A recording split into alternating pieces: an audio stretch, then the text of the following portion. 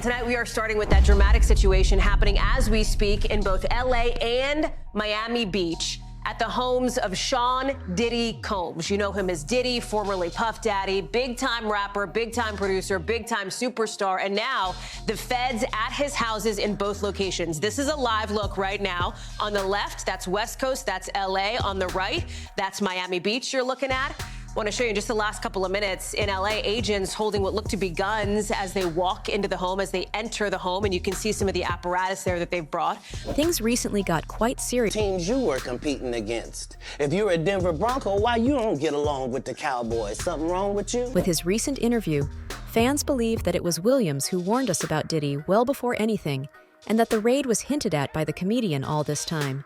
Here's everything you need to know. Following a police raid on his residence, Sean Diddy Combs is now dealing with an ocean of brand new legal issues. The 54-year-old rapper was the subject of raids by authorities as part of a continuing sex trafficking investigation at his residences in Miami and Los Angeles. And amid Diddy's most recent legal troubles, snippets from Katt Williams' shocking allegations regarding the rapper are once again sending the internet into a frenzy. See, Williams had a candid conversation with Shannon Sharpe for the Club Shay Shay podcast back in January, and fans think that the comedian somehow warned us about these raids then. In fact, Williams made a mysterious remark that seemed to expose Diddy. He continued saying, "I gotta protect my integrity, and that virgin was telling you about, because P. Diddy be wanting to party, and you gotta tell him no," Williams said, adding, "You gotta tell him no. I did.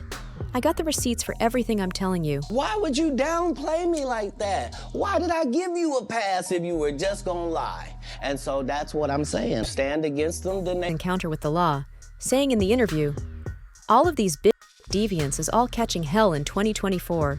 It's up for all of them. It doesn't matter if you Diddy or whoever you is. All lies will be exposed. In 30 years, I've done nothing but collect information, knowledge, and your secrets. I know so many things I shouldn't know, and they all know it." The comedian also brought attention to the rapper's misogynistic behavior toward women, stating, "When I see people's wives and stuff, I don't even look at them. I don't want to look at nothing. I don't want to have, because I know how blessed I am. If I look at it, I got it. That's how Diddy be feeling," Williams added. Because early on you was accusing me of being... Can't, man. Yeah, it's crazy. Because I'm favored by God. Like, when I see people... Come on! And so, as expected, netizens then flocked to social media sites with claims that Williams attempted to warn about Diddy as soon as the resurfaced interview went public. According to the comedian, "They canceled me for talking about Harvey Weinstein before the thing came out, but he offered to my in front of all my people at my agency. What am I supposed to do? He did all of that. I'm thinking I'm the only black person on the script. I get there, it's 3 other black guys on there. Woo, huh? I told him no. What y'all do?" Sure, nothing. I'm just a regular old comedian that's bitter and jealous. But in my face, no, no, no. The king has walked in and they have to respect it, only because I've not taken the shortcuts. I've not been funded. They pay you to not talk about things they don't want you to talk about. Following that, Williams continued to emphasize his commitment to honesty by asserting that his integrity has prevented him from compromising his principles or taking any shortcuts during his career, and that this is one of the reasons he has never been invited to Diddy's or other devil worshippers' parties. "I can't win over there because I don't play. I don't participate. Like, you can't buy me, not because I'm not for sale. You can't buy me because I'm not in the store." It just meant something to me because on our side of the war, coming in, we have to agree that we're not going to win any awards and we're not going to be nobody's favorite, and we're going to miss out on a lot of the things that they're going to get over there because we're not like them and we don't do what they do. We're not willing to do the things they're willing to do. Therefore, we won't get what they get. Williams continued to shed light on the repercussions he suffered for speaking out against incidents of this kind when he disclosed how the studios shunned him for raising his voice over something so terrible while maintaining forward. Williams added that he will not submit to financial blackmail or be silenced to avoid speaking out against Diddy or any other powerful men in the industry, even if it means facing backlash, being threatened by the Illuminati, or both. Imagine. Of course, Weinstein and Diddy weren't the only two whose actual nature was exposed throughout the interview. Cedric the Entertainer was accused of stealing jokes by Williams, while also making jabs at Steve Harvey, Kevin Hart, and Ricky Smiley, among the many others who, in Katt's opinion, are troublesome and have sold their souls. Now, Williams claims that Kevin Hart's success isn't only the consequence of his own hard work and believes there's something else at play, specifically exposing Hart as a member of the Illuminati, much like Diddy. The most that Kevin has done recently, in Katt's opinion, is sell his principles and personality. Katt has hinted that Kevin may have compromised his morals to further his career and get more attention. There have been rumors circulating that Kevin and Diddy were, in fact, involved in shady activities together as early as the 2000s. Of course, there's proof of that. We want to thank you. Come here. Don't sit on the bed at night. No homo. No, just don't get close to the bed. Don't get close. But it's just like, yo, we want to thank you for hosting the thing, man. It's been a pleasure. You didn't have to do it, and you did it. No. I definitely didn't have to do it.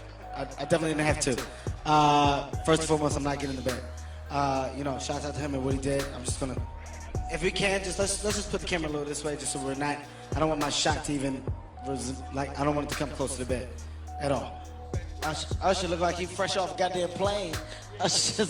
Fresh off the guard stage. That's my brother right here from day one. We used to wake up and, pause, but like, check this out.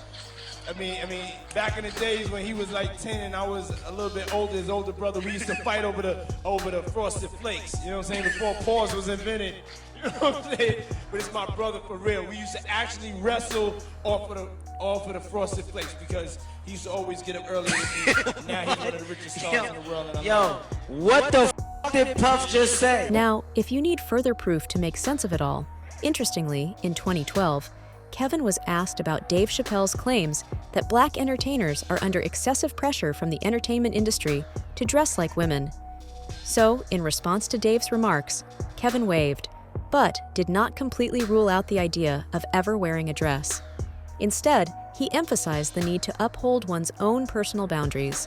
You f***ed off promo shoots. You f***ed off your promo trips that they had set up for you. You became a risk to the studios, which is why the studios stopped with you. Why was he a risk? He chose you. Oh, okay. Take responsibility for what you chose and say, you know what, I gotta fix me, and I'm gonna come back and I'm gonna stand up for comedy. In his statement, he stressed how crucial it was to protect his reputation and make sure nothing could harm it. I definitely haven't ran into to put on the dress. You have to have boundaries. You have to have limits that you refuse to cross. For me, I know what they are. They've yet to been challenged, so I don't have to speak on them. I was asked to dribble a basketball on the talk show this morning. I said no to that. Not that was a dress, but I was like, no, I'm gonna look stupid. At the end of the day, you gotta know that you're a brand. I'm a brand. You need to protect your brand at all times. When things happen that can possibly affect your brand, your brand can be diminished, and you don't want that to happen. Guy that sits on top right now have taken advantage of all the money that I have. I've shot over 56 specials for the up-and-coming generation of comedy. Why? Because I'm trying to create opportunities for others. Rather than complaining about it, I'm fixing it. I'm putting my money where my mouth is. Yet, Kevin appeared in a dress-wearing routine on Saturday Night Live barely a year later. Wow.